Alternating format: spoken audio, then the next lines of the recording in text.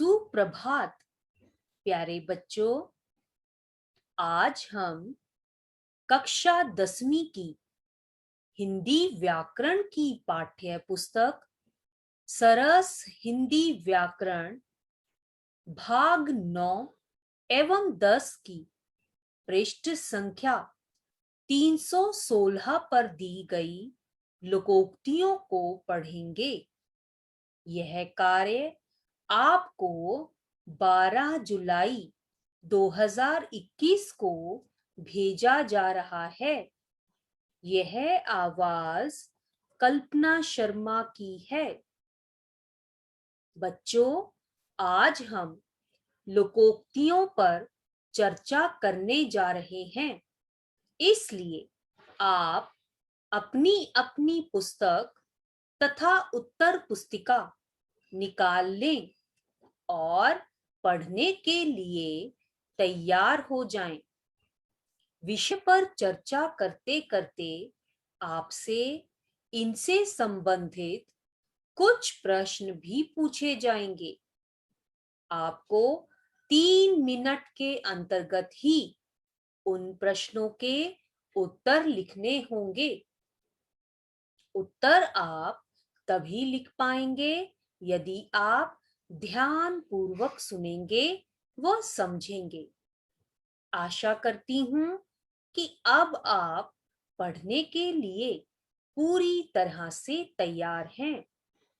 बच्चों, आइए सबसे पहले लोकोक्तियों के बारे में जानकारी प्राप्त कर लेते हैं। लोकोक्ति शब्द लोक जमा उक्ति से मिलकर बना है। लोकोक्तियां सामाजिक जीवन के अनुभव के आधार पर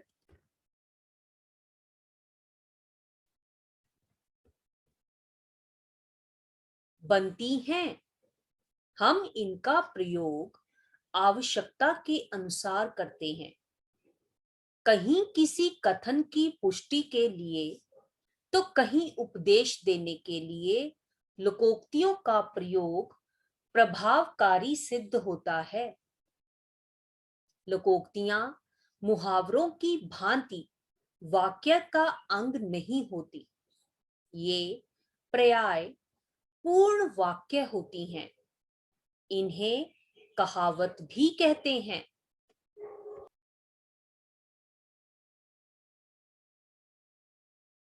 लोकोक्तियां विशेष संदर्भ में प्रयुक्त होती हैं और इनका विशेष अर्थ ही लिया जाता है। जैसे कोयल होए न उजरी सोमन साबुन लाए, अर्थात कोयला अंदर और बाहर से काला होता है, उसे 100 मन साबुन लगाकर पानी से धोया जाए तब भी कोयला उजला होने वाला नहीं है। इसी प्रकार मूर्ख मनुष्य को ज्ञान उपदेश दिया जाए तो वह उससे लाभ लेने वाला नहीं, उल्टा इसका दुरुपयोग ही करेगा। इस लोकोक्ति में कोयल उसके जन्मजात गुण कालापन को प्रकट करता है। उजली होना इस गुण के परिवर्तन को प्रकट करता है और 100 मन साबुन लाए विभिन्न उपायों का बोध कराता है। यही विशेष अर्थ है।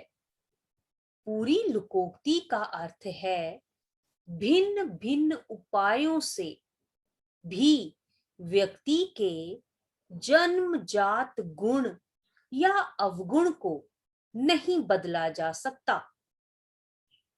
बच्चों, अब आपकी पुस्तक में दी गई लोकोक्तियों पर चर्चा करते हैं। कक्षा 9वीं में आपने 1 से 35 तक कर ली हैं। अब हम आगे की लोकोक्तियों को पढ़ेंगे। आप सभी इसी प्रकार ध्यान पूर्वक सुनेंगे व समझेंगे। पहली है, जिसकी लाठी उसकी भैंस। इस लोकोक्ति का अर्थ है शक्तिशाली की ही जीत होती है। और लोकोक्ति पर आधारित वाक्य है, गांव के प्रधान ने पहले तो सूरज की जमीन छीन ली, फिर उसे चोरी के इल्जाम में जेल भिजवा दिया। सच ही है, जिसकी लाठी उसकी भैंस। जाको राखे साइया, मार सके ना कोई। इसका अर्थ है, जिसका रक्षक स्वयं ईश्वर हो उसे कोई हानि नहीं पहुंचा सकता। और वाक्य है, 40 फुट की ऊंचाई से बस गिरने पर सभी यात्री मर गए, परंतु एक 6 मास का शिशु बच गया। इसलिए कहते हैं, जाको राखे साइया, मार सके ना कोई। अगली लोकोक्ति है, जल में रहकर मगर से बैर।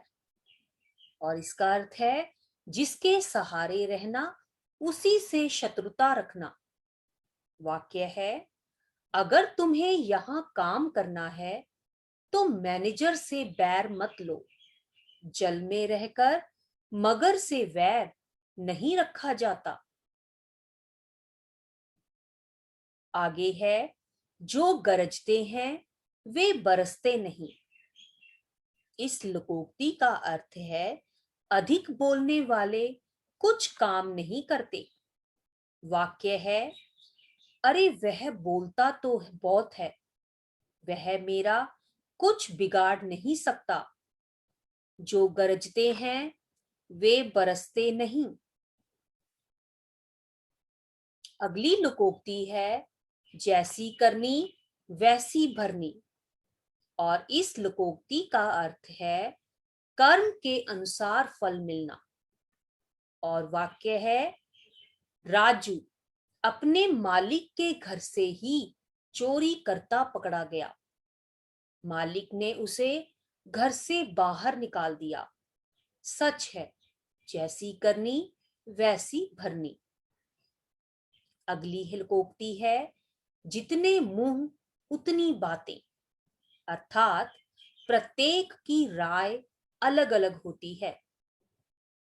वाक्य, माधवराम के बेटे की मृत्यु के बारे में अभी कुछ पता नहीं चला कि उसने आत्महत्या की या किसी के द्वारा मारा गया, परंतु लोग तो अभी भी कई तरह की बातें करते हैं। सच है, जितने मुंह उतनी बातें हो रही हैं। अगली लोकोक्ति है, जैसे को तैसा। अर्थात जो जैसा करे उसे वैसा ही फल देना। वाक्य है, दर्जी ने हाथी की सूंड में सुई चुभाई तो हाथी ने अपनी सूंड में कीचड़ वाला पानी भरकर उसकी दुकान पर पड़े कपड़ों पर फेंक दिया। ठीक है, जैसे को तैसा। अगली लोकोक्ति है, डूबते को तिनके का सहारा। और इस लोकोक्ति का अर्थ है, कठिनाई में थोड़ी सी सहायता भी काम आती है। वाक्य है, उसकी नौकरी छूट गई है, वह निराश है। उसे किसी और जगह नौकरी मिलने की ढांढस बंधाओ। सच है, डूबते को तिनके का सहारा। आगे है, थोथा चना बाजे घना। और इसका अर्थ है, छोटा व्यक्ति अधिक घमंड करता है। वाक्य है, अरे प्रकाश के चक्कर में पड़कर अपना समय नष्ट ना करो, उसकी तो वही हालत है, थोथा चना बाजे घना। अगली लोकोक्ति है दूध का दूध, पानी का पानी। और इसका अर्थ है निष्पक्ष न्याय होना। वाक्य है तुमने चालें तो बहुत चली, पर जज के फैसले ने दूध का दूध, पानी का पानी कर दिया। आगे है दूध का जला, छाछ भी फूंक फूंक कर पीता है। इस लोकोक्ति का अर्थ है एक बार हानि उठाने वाला सतर्क हो जाता है। वाक्य है दवाई से एलर्जी होने के बाद भानु हर दवाई डॉक्टर को दिखाकर ही खाता है।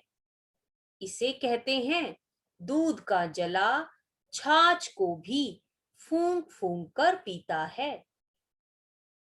अगली लोकोक्ति है दूर के ढोल सुहावने। और इसका अर्थ है हर वस्तु दूर से अच्छी लगती है। वाक्य है शहरों की चकाचौंध देखकर यहाँ आने वालों को जल्दी ही यहाँ की कठिनाई भरी जिंदगी का पता चल जाता है। सच ही है, दूर के ढोल सुहावने होते हैं। बच्चों, अगली लोकोक्ति है 9 नकद न 13 उधार। और इसका अर्थ है हाथ में आई हुई चीज ही अच्छी लगती है। वाक्य है आप कह रहे हैं कि मेरे पास 80 रुपए हैं। जब मेरे पास 100 रुपए इकट्ठे हो जाएंगे तो मैं इकट्ठे पैसे ही आपको दे दूंगा। दुकानदार बोला भाई मुझे 80 रुपए ही दे दो, 9 नकद न 13 उधार। अगली लोकोक्ति है नया 9 दिन, पुराना 100 दिन। इसका अर्थ है आजमाई हुई पुरानी चीज नई चीज से अधिक समझी जाती है। वाक्य है कल ही यह मेज लाए हैं और आज ही इसकी टांग टूट गई है और वह कुर्सी 20 वर्ष से हमारे घर में है, हिली तक नहीं। यूं ही नहीं कहते हैं कि नया 9 दिन, पुराना 100 दिन। आगे है 900 चूहे खाकर बिल्ली हज को चली। अर्थात आयु पर्यंत पाप करके अंत समय माला पकड़कर बैठ जाना। वाक्य है युवावस्था में वह नामी चो रहा है और अब समाधि लगाकर माला जपता है। इसे ही कहते हैं 900 चूहे खाकर बिल्ली हज को चली। बच्चों, अब मैं आपसे कुछ प्रश्न पूछूंगी। प्रश्न सुनकर आप अपनी ऑडियो को 3 मिनट का विराम देंगे तथा पूछे गए प्रश्नों के उत्तर लिखेंगे। प्रश्न 1, लोकोक्ति से आप क्या समझते हैं?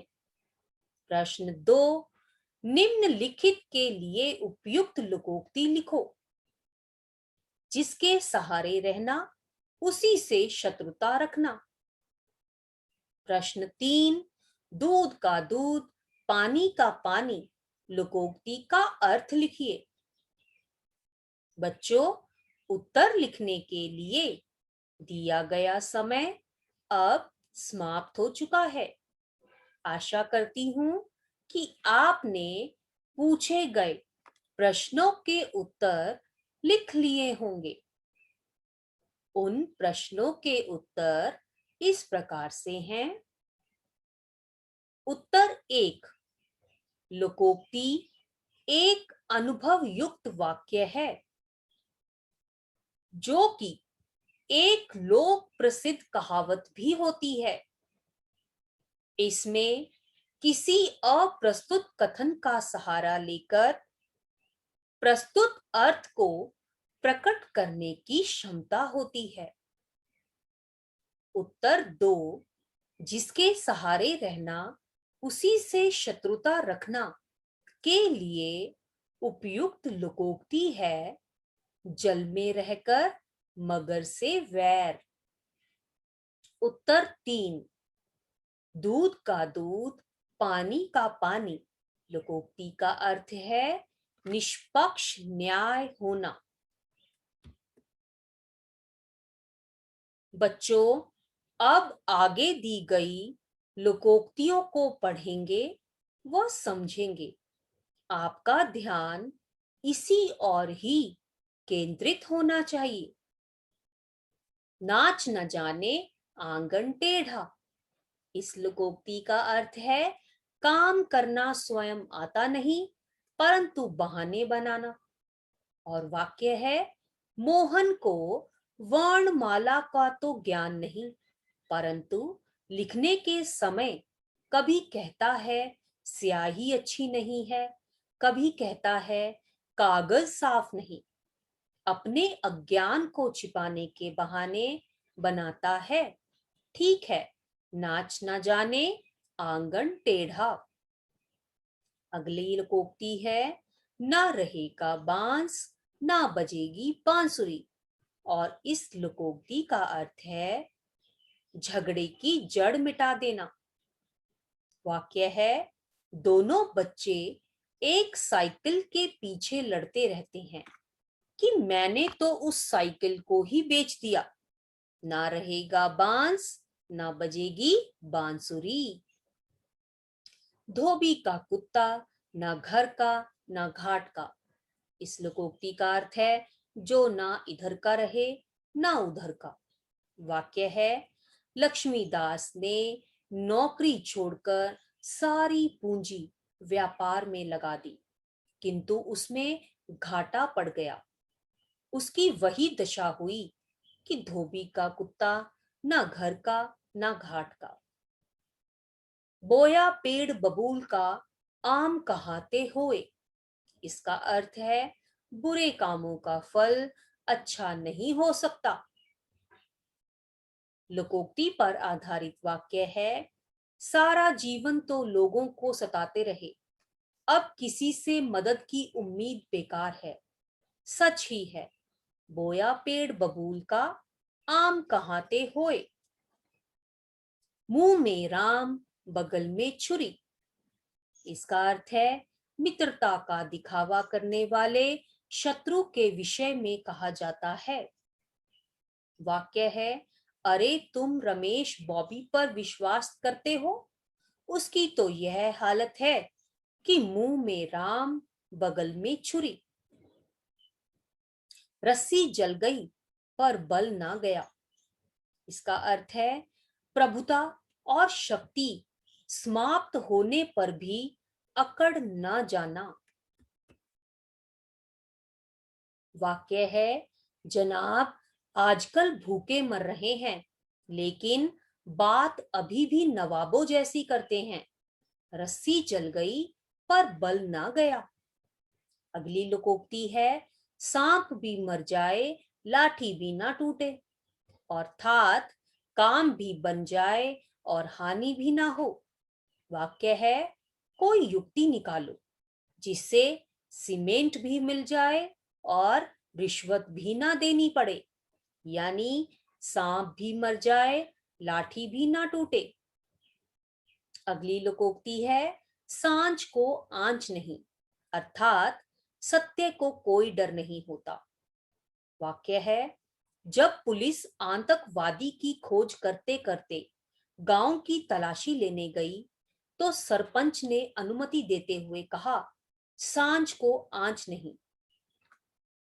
आगे है, यथा राजा तथा प्रजा, जैसा मालिक वैसा नौकर। वाक्य, जब मालिक को ही फैक्ट्री के लाभ हानि का पता नहीं तो नौकर भी क्यों ध्यान देंगे। यथा राजा तथा प्रजा। सावन हरे न भादो सूखे, सभी हालतों में एक सा रहना। वाक्य है, रामलाल की जब छोटी दुकान थी तब भी वह साधारण कपड़े पहनता था और अब तो उसका व्यापार लाखों रुपयों का हो गया है, फिर भी वह बदला नहीं। इसे कहते हैं सावन हरे न बांधो सूखे। आगे है, सहज पके सो मीठा होए, अर्थात जो काम धीरे से हो वह पक्का होता है। वाक्य, तुम उतावली करके बना बनाया खेल बिगाड़ लोगे। तुम्हें मालूम होना चाहिए कि सहज पके सो मीठा होए, हाथ कंगन को आरसी क्या। अर्थात प्रत्यक्ष दिखाई पड़ने वाली बात के लिए प्रमाण की आवश्यकता नहीं होती। वाक्य है, जब मैंने खुद तुम्हें चोरी करते देखा है तो गवाहों की क्या आवश्यकता, हाथ कंगन को आरसी क्या। अगली लोकोक्ति है, हाथी के दांत खाने के और दिखाने के और इसका अर्थ है बाहर से कुछ और अंदर से कुछ और। वाक्य है, आजकल सब धर्म के नाम पर अपना घर भरने में लगे हैं, उनका तो वही हाल है, हाथी के दांत खाने के और दिखाने के और। आगे अंतिम लोकोक्ति है, होनहार बिरवान के होठ चिकने पात।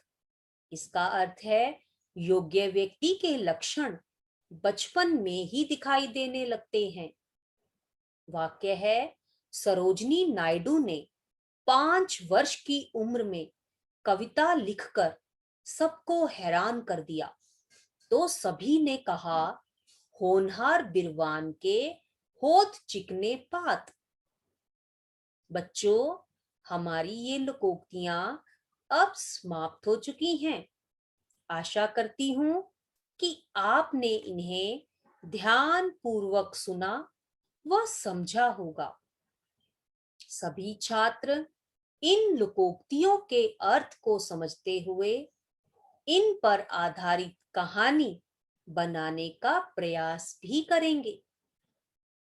गृह कार्य, सभी छात्र आज करवाई गई इन लोकोक्तियों को पृष्ठ संख्या 319, 320 एवं 321 अर्थात 36 से 64 तक पर दी अपनी अपनी व्याकरण की उत्तर पुस्तिका में लिखेंगे एवं इन्हें याद भी करेंगे।